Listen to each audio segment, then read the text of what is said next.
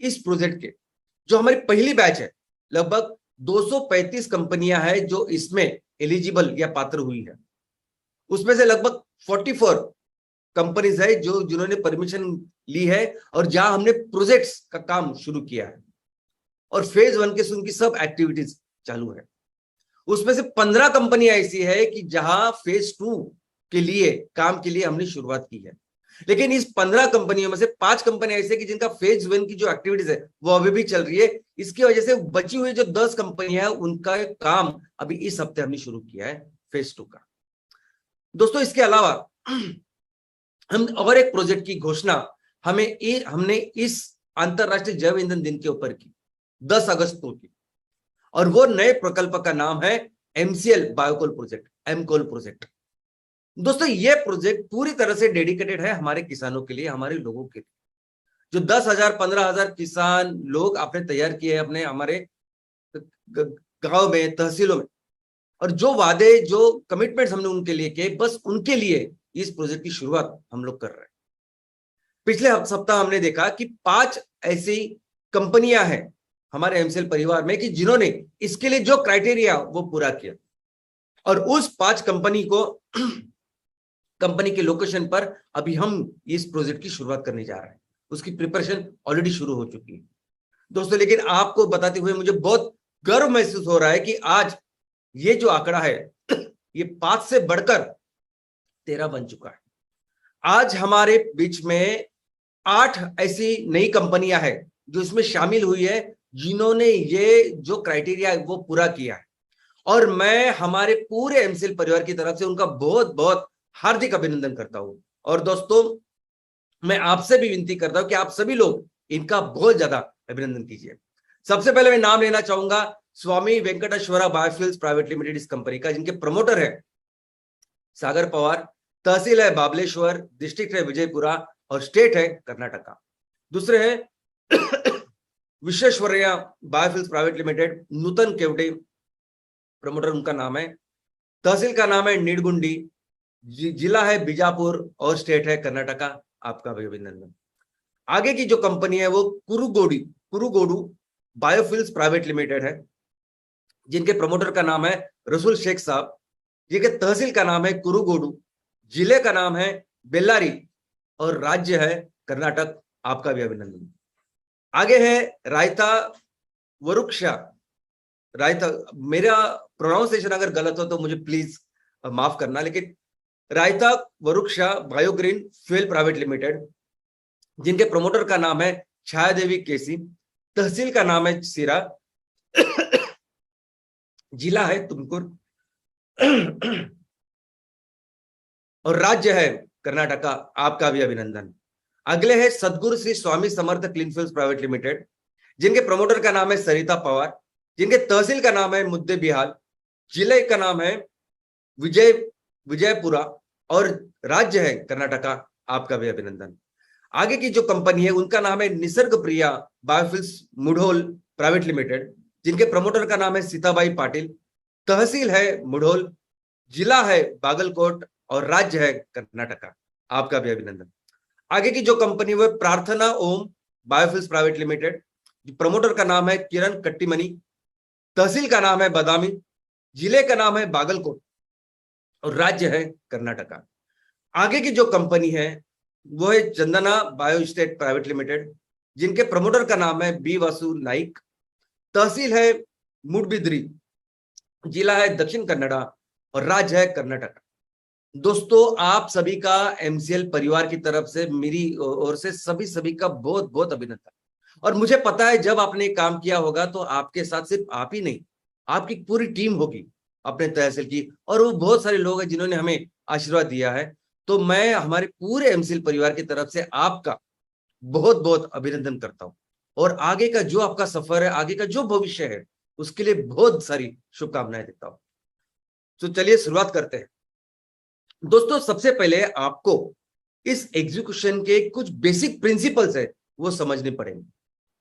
अभी आज हम देख रहे हैं कि 2 तरह के अलग अलग प्रोजेक्ट्स है जिसको हम एग्जीक्यूट कर रहे हैं। एक प्रोजेक्ट है एमसीएल बायोफ्यूल स्टेट प्रोजेक्ट, दूसरा है एमकोल प्रोजेक्ट, एमसीएल बायोकोल प्रोजेक्ट। लेकिन इन दोनों का जो एग्जीक्यूशन है वो दोनों बहुत ही अलग है। कैसे, देखते हैं। सबसे पहले मैं आपको बताऊं कि एमसीएल बायोफ्यूल स्टेट प्रोजेक्ट जो है वो हमारा सबसे इंपॉर्टेंट प्रोजेक्ट है। पूरी दुनिया का एक यूनिक ऐसा प्रोजेक्ट हमने तैयार किया है, ये एमसीएल बायोफ्यूल स्टेट प्रोजेक्ट। आज 3 सेक्टर में हम लोग काम कर रहे हैं। पहला है ईंधन, जैव ईंधन। तो इस जैव ईंधन की अगर बात करें तो सिर्फ हम लोग एमसीएनजी नहीं बनाएंगे, तो हम लोग हर चूल्हे में, हर घर में या किचन में जा सकता है, हर कुकिंग गैस को रिप्लेस कर सकता है, ऐसे कुकिंग गैस भी बनाएंगे।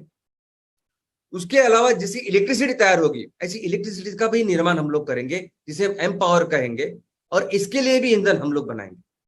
कोई भी इंडस्ट्री हो हमारे तहसील में, हमारे देश में, उस इंडस्ट्री को जो ईंधन लगता है उस ईंधन का भी निर्माण हम लोग इसमें करेंगे।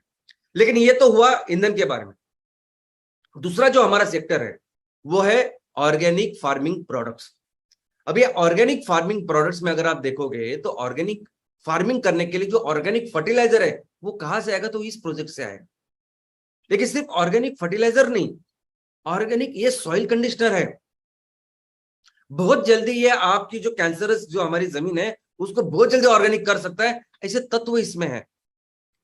और जब हम इससे खेती करेंगे, जब उससे वो आलू, वो प्याज, वो टमाटर, वो गेहूं, वो चावल निकलेंगे, उससे जो पदार्थ हम लोग बनाएंगे, प्रोडक्ट्स हम लोग बनाएंगे, दोस्तों उसके लिए तो पूरी दुनिया का मार्केट है। अगर आप देखोगे तो सबसे ज्यादा रेवेन्यू, सबसे ज्यादा प्रोडक्ट जो बेचा जाता है, जो सेक्टर है वो है फूड का सेक्टर। सॉरी, आज जरा खांसी ये है मुझे, कल से चलो हुई तो प्रवास में ऐसा होता है, तो जर्नी में थोड़ा सा। तो ये जो सेक्टर है, ये सेक्टर पूरा ऑर्गेनिक फार्मिंग और ऑर्गेनिक प्रोडक्ट का जो बहुत बड़ा सेक्टर, बहुत बड़ा रेवेन्यू जनरेट करने का जो पोटेंशियल है वो इससे शुरू होने वाला है। और तीसरा जो हमारा सेक्टर है वो एमसीएल इको फ्रेंडली प्रोडक्ट्स का सेक्टर, जिसमें हमें ये जो पेट्रोकेमिकल प्रोडक्ट्स है उसको 100% रिप्लेस करना है। लेकिन कई सारे ऐसे भी प्रोडक्ट है जो प्रोडक्ट हम एग्रीकल्चर या हमारे खेतों में तैयार नहीं कर सकते, उसको इमीडिएटली उसको रिप्लेसमेंट हमें देखनी पड़ेगी, जो रिप्लेसमेंट कार्बन न्यूट्रल हो। और कहां से बनाएंगे हम लोग प्रोजेक्ट, ये बनाएंगे मिथेनॉल से। और मिथेनॉल कैसे बनता है, तो मिथेनॉल बनता है कार्बन डाइऑक्साइड से। कहां से आएगा ये कार्बन डाइऑक्साइड, तो ये कार्बन डाइऑक्साइड भी आएगा इस एमसीएल बायोफ्यूल स्टेट प्रोजेक्ट से। तो इस एमसीएल को लेके जो विजन और मिशन हमने रखा है, देश को जो इतनी बड़ी अर्थव्यवस्था बनाने का लक्ष्य जो हमने रखा है, उसकी बुनियाद है ये एमसीएल बायोफ्यूल स्टेट प्रोजेक्ट, कि जिसके बेस पे हम वो रेवेन्यू का निर्माण कर सकते हैं। लेकिन अभी इस प्रोजेक्ट को लेके कई सारे परमिशन है, कई सारी चीजें हैं, और ये यूनिक ऐसा प्रोजेक्ट है।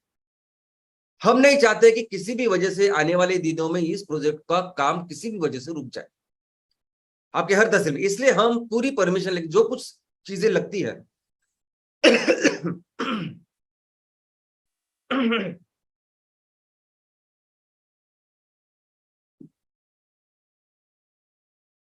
वो सभी जरूरी परमिशन सब लेके ही हम लोग इस प्रोजेक्ट का निर्माण करने वाले हैं। क्योंकि ये प्रोजेक्ट दुनिया में ऐसा यूनिक प्रोजेक्ट है जिसको हमें बहुत अच्छी तरीके से एग्जीक्यूट करना है। लेकिन जब एम कोल प्रोजेक्ट की बात आती है तो दोस्तों ये जो प्रोजेक्ट है, ये प्रोजेक्ट हमने 100% सिर्फ और सिर्फ किसानों के लिए तैयार किया है। आज हमने तहसीलों में, गांव में हर किसानों को एक वादा किया है, एक कमिटमेंट किया है, प्रॉमिस किया है कि दोस्तों कि आप ये नेपियर घास लगाएंगे, लगाइए, हम लेंगे उनसे, और आपका इनकम हम लोग बढ़ाएंगे, अच्छा करेंगे, एक अच्छा इनकम देंगे। अभी वो नेपियर घास लेके हम लोग क्या करेंगे, हमारी जिम्मेदारी। हम सीएनजी तैयार करें, कोल तैयार करें, बाकी कुछ भी करें, वो हमारी जिम्मेदारी है। लेकिन जो वादा हमने किया है उसको निभाना, ये हमारे फैमिली की सबसे बड़ी प्राथमिकता है। आप जहां काम कर रहे हैं वहां उस तहसील में, उस गांव में लोगों को पैसे कमा के देना, ये हमारी सबसे बड़ी प्राथमिकता है। और इसीलिए इस प्रोजेक्ट की शुरुआत की है। अच्छी बात तो यह है कि इस प्रोजेक्ट के साथ बहुत सारी एक थोड़ा सा इनकम हम सबको भी, हमारी पूरी फैमिली को भी मिलने वाला। लेकिन इस प्रोजेक्ट का जो एग्जीक्यूशन है, वो प्रोजेक्ट का एग्जीक्यूशन बहुत ही अलग तरह से होगा। वो वैसे नहीं होगा जैसे आप अभी सोच रहे हैं। सबसे पहले इस प्रोजेक्ट का लक्ष्य क्या, मैं आपको बोलता हूं। इस प्रोजेक्ट का लक्ष्य है कि हमें बिजनेस साइकिल को एस्टेब्लिश करना है। अभी बिजनेस साइकिल को एस्टेब्लिश करना यानी क्या, तो बिजनेस साइकिल का मतलब है रॉ मटेरियल तैयार होता है, वो रॉ मटेरियल ट्रांसपोर्टेशन वगैरह सब लॉजिस्टिक वगैरह होके फैक्ट्री में आता है, वहां से वस्तु का उत्पादन होता है। वो वस्तु फिर उस स्पेसिफिकेशन के साथ, स्टैंडर्ड के साथ वो हम लोग मार्केट में लाते हैं, उसका प्रमोशन, उसकी मार्केटिंग करते हैं, और फाइनली वो चीज हम कस्टमर को देते हैं विद सर्विस। और वो देने के बाद जब उससे रेवेन्यू प्राप्त होता है, इनकम प्राप्त होता है, तो फिर उसमें सब में बांटा जाता है। इसको कहेंगे हम बिजनेस साइकिल। अभी इस बिजनेस साइकिल का प्रॉपर एस्टैब्लिश करना, इसको एस्टैब्लिशमेंट करना, ये हमारी सबसे बड़ी प्राथमिकता है जो हम इस एम कोल प्रोजेक्ट के साथ करने वाले हैं। और यही लक्ष्य है हमारी इस एम कोल प्रोजेक्ट्स का। और इसलिए जो भी जरूरतें होंगी, जो भी चीजें हमें इस प्रोजेक्ट को तैयार करने के लिए लगेगी, वो सभी जरूरतों के लिए, चीजों के लिए हम पूरी तरह से फ्लेक्सिबल रहेंगे। आप जैसा सोच रहे हैं कि एमसेल बायोफिल स्टेट प्रोजेक्ट जैसा ही एमकोल का प्रोजेक्ट लगेगा, तो वैसा नहीं होगा। इस प्रोजेक्ट के लिए जो भी जरूरतें हैं, उसके लिए क्या क्या ऑप्शंस है, क्या क्या कर सकते हैं हम लोग अपने तहसील में, कौन सी अलग अलग चीजें हैं जो हम लोग सोच सकते हैं कि जिसकी वजह से जल्द हम लोग एक प्रोजेक्ट लगाए, जल्द से जल्द वो वस्तु का उत्पादन करे, प्रोडक्ट्स का उत्पादन करे और मार्केट में बेचे। तो इसलिए आउट ऑफ द बॉक्स करके हम लोग थिंकिंग करेंगे, और इससे हर तहसील में जो अलग अलग उसकी जो परिस्थिति होगी, उसमें हम लोग सोल्यूशन तैयार करेंगे दोस्तों। लेकिन इस बायोकोल की जो कहानी है, जो स्टोरी है, वो बायोगैस जैसी है। अगर इस बायोकोल सेक्टर की हम लोग बात करें, तो जिस तरह ये बायोगैस सेक्टर की जो कहानी, वो सेम कहानी इस बायोकोल की है। बायोगैस में हमने देखा कि दुनिया में सबसे ज्यादा बायोगैस प्लांट लगा, अगर किसी देश में लगे हैं, तो वो है भारत। भारत पहला ऐसा देश है कि जिसने इस बायोगैस के ऊपर पॉलिसी तैयार की 1983 में, जब किसी को कुछ पता नहीं था दुनिया में। और दुनिया में सबसे ज्यादा plant, almost 45 lakh biogas plant on paper लगे हैं, ऑन पेपर। लेकिन कितना कंट्रीब्यूट कर रहे हैं हम लोग ऑयल एंड गैस में, हमको पता है। उसी तरह बायोकोल का है, आज की तारीख में सबसे ज्यादा बायोमास बेस्ड बायोकोल या बायोमास ब्रिकेट्स, पिलेट्स, ये तैयार करने वाले कारखाने अगर सबसे ज्यादा किसी देश में है, तो वो हमारे देश में। और लेकिन अगर आप देखोगे कि जो कोयला हम लोग तैयार करते हैं, कोयला निर्मित में और कोयले का उपयोग करने में भी भारत बहुत आगे है। हम दूसरे स्थान पे हैं। चाइना के बाद सबसे ज्यादा कोयला का निर्माण हम लोग करते हैं। 70% कोयला हम अपनी खदानों से तैयार करते हैं, 30% कोयला हम लोग बाहर से मंगाते हैं। लेकिन इतने सारे जो बायोमास बेस्ड पिलेट्स है, वो 1% भी कंट्रीब्यूट नहीं करता। कितना बनाते हैं ये बायोमास बेस्ड जो पिलेट्स, ब्रिकेट्स है, सब कुछ, तो वो उसके कंपैरिजन, कोयला के कंपैरिजन में अगर आप देखोगे तो 1% भी कंट्रीब्यूशन नहीं है। दूसरी बात, पर्सपेक्टिव, इस सेक्टर को देखने का लोगों का नजरिया जो है, वो सेम वैसे ही है जो बायोगैस में है। बायोगैस प्लांट क्यों बने, क्यों, उसके तरफ देखने का क्या नजरिया है लोगों का, सबका। बायोगैस इसलिए बने कि जो हमारा कचरा है उसका व्यवस्थापन, जो गीला कचरा है वो किसी ना किसी तरह से वो उसका व्यवस्थापन हो, रिसाइकल हो, बस ईंधन की तरफ से नहीं कोई देख रहा। वैसे ही सेम हो रहा है बायोकोल के बारे में। आज हमारा जो भारत देश है वो कृषि प्रधान देश है। 55 से लेकर 60% लोग आज भी हमारे कृषि में काम करते हैं, उनको एम्प्लॉयमेंट मिलती है इतने सारे बड़े लेवल पे। और मैं हमेशा कहता हूं कि उसी की वजह से हम लोग इतने दिन तक नंबर 1 इकोनॉमी थे। तो कृषि प्रधान देश में जब फसल लेते हैं, तो जब वो कचरा उससे निकलता है, एग्रीकल्चर वेस्ट तैयार होता है, उसकी वजह से ये बायोमास बेस्ड पावर बने, बायोमास बेस्ड ये जो प्रोजेक्ट्स है ये बने हुए हैं। आप देखोगे तो ये गेहूं का कचरा, चावल का कचरा, किसी और का कचरा, सब प्रोजेक्ट इस तरीके से सिर्फ और सिर्फ ये एग्रीकल्चर वेस्ट को उसकी व्यवस्थापन करने के लिए लगे हैं। इनफैक्ट मैं आपको बोलता हूं कि अभी कुछ नए प्रोजेक्ट्स आ रहे हैं, बहुत सारे प्रोजेक्ट अभी भारत में तैयार हो रहे हैं। इसमें क्यों तैयार हो रहे हैं, क्योंकि जो पराली लोग जला रहे हैं वो न जलाए, उस पराली का व्यवस्थापन हो, इसलिए पराली का व्यवस्थापन करने के लिए प्रोजेक्ट्स आ रहे हैं। दोस्तों इसका जो स्केल अगर आप देखोगे ना, ये स्केल बहुत ही कम है, यानी जो कोयले का बिजनेस है उसके कंपैरिजन में स्केल कुछ है ही नहीं। और दूसरा साइक्लिकल नेचर, यानी आप अगर आपके यहाँ चावल की खेती हो रही है तो चावल से जो हस निकलता है वो साल में 3-4 महीना मिलेगा, तो 3-4 महीना वो प्लांट चलता है, बाद में नहीं चलता। कुछ अभी प्लांट ऐसे तैयार हो रहे हैं कि जो सेंट्रलाइज होते हैं और यहां से वहां से कचरा लेते हैं कि चावल का लिया, सोयाबीन का लिया, ऐसा लिया और वो चल रहे हैं। लेकिन ऐसे ही इसी तत्वों के ऊपर लोग काम कर रहे हैं, तो स्केल भी कम है और ये साइक्लिकल नेचर, कंटिन्यूस चलने वाली इंडस्ट्री जिसपे पूरी तरह से हम लोग डिपेंड होकर कुछ बिजनेस करें और कोई कॉर्पोरेट इसके बारे में सोचे, इस तरीके से काम इसमें नहीं हो रहा। दूसरा, ये जो हम लोग अभी बना रहे हैं बायोमास के पिलेट्स, इसकी कैलोरीफिक वैल्यू कम है। ये 100% वैसे देखा जाए तो कोल को रिप्लेस नहीं कर सकते, उसके लिए एक प्रोसीजर है जिसे कहते हैं टोरिफैक्शन। वो प्रोसीजर करने के बाद ये कोयला पूरे 100% कोयला बन जाता है, जो आपको दिखाई देता है, जो आपको मिलता है ना, वैसे सेम कोयला बन जाता है जो आप देख रहे हैं अभी इस पिक्चर में। अभी क्या ये जो टेक्नोलॉजी है, ये टेक्नोलॉजी अभी जस्ट विकसित हुई है। अभी पूरे दुनिया में एक ऐसा सेक्टर है जिसका नाम है टेक्नोलॉजी डेवलपमेंट कंपनीज, उनका सेक्टर। कुछ कंपनियां ऐसी है कि जो कंपनियां माल तैयार करके बेचना, उसमें काम नहीं करती, उसमें इंटरेस्टेड नहीं होती। उनका सिर्फ एक ही काम होता है कि वो टेक्नोलॉजी डेवलप करे, पूरा पैसा, पूरा जो कुछ इन्वेस्टमेंट उसमें डालती है, और एक बार टेक्नोलॉजी डेवलप हो गई तो वो इनिशियली ये टेक्नोलॉजी इतने महंगे दामों पे बेचती है कि उनका पूरा खर्चा आगे के 6 महीनों में चला आता है। और उनकी इक्विपमेंट बेचती है, वो टेक्नोलॉजी बेचती है, और उसके बाद अगर कुछ उनके नाम पे कुछ पेटेंट है, वो पेटेंट का पैसा भी उनको फिर आगे के 10, 15, 20 साल मिलता रहता है। तो ऐसी दुनिया में अभी कुछ टेक्नोलॉजी डेवलपमेंट कंपनीज के प्रोजेक्ट बायोकोल के लगे हुए जो आप देख सकते हैं टोरिफैक्शन के। ये ऐसा ही एक प्रोजेक्ट है जो आप अभी देख रहे हैं, जो यूरोप में लगा हुआ है दोस्तों। लेकिन इस प्रोजेक्ट के बारे में अगर आप देखोगे तो ये क्या रॉ मटेरियल इस्तेमाल करते हैं, अगर आप देखोगे इस वीडियो में, तो जंगल से लकड़ी लेके आएंगे, सब करेंगे, यानी कुछ वो सिर्फ दिखाने के लिए आप कि ये हो सकता है। दूसरा, इसकी कॉस्ट अगर आप देखोगे तो नॉर्मली जो बायोमास बेस्ड जो प्रोजेक्ट है वो अगर आप बोल सकते हैं कि 3-4-5 करोड़ में लग सकता है, जिस कैपेसिटी का प्रोजेक्ट, उसी कैपेसिटी का अगर टोरिफैक्शन आप लेने जाओगे तो 40-50 करोड़ के, यानी कम से कम 30 करोड़ से टोरिफैक्शन सेम क्वालिटी का तैयार होता है। तो मुझे आप बताइए, यानी आपका जो प्लांट अभी 5 करोड़ में लग रहा है, वहां अगर 40 करोड़ का आपने टोरिफैक्शन लगाया तो कैसी फिजिबिलिटी आएगी। ये लोग इसके लिए काम कर रहे हैं कि उनको वो पूरा जो रॉ मटेरियल है वो एकदम फ्री है ना, कचरा है। लेकिन उससे भी ज्यादा आज की तारीख में जो भी ये प्रोजेक्ट ऐसे लग रहे हैं ना, वो एज अ CSR करके लग रहे हैं।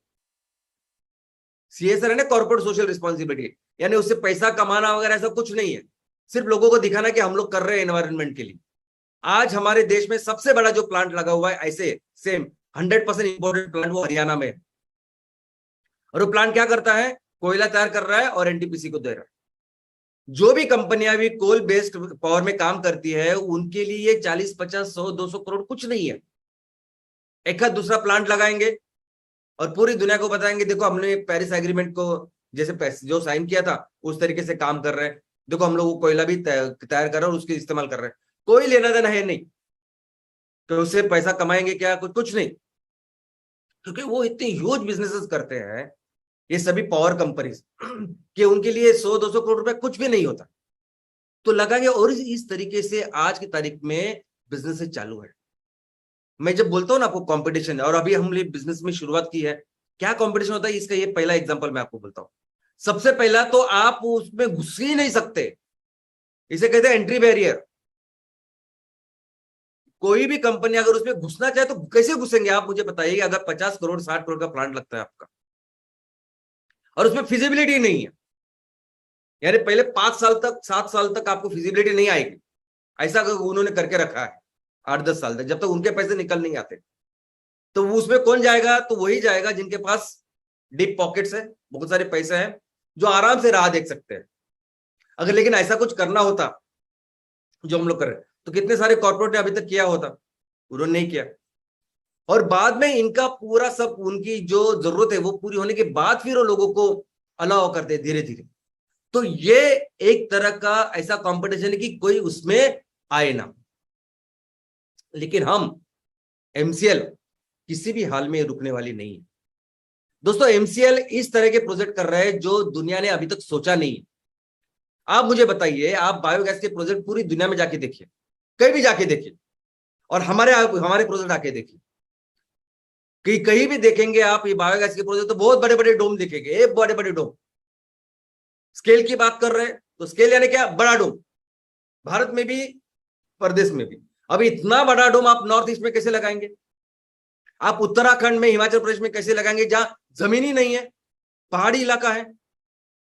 हमने जिस तरह के ये मॉड्यूल तैयार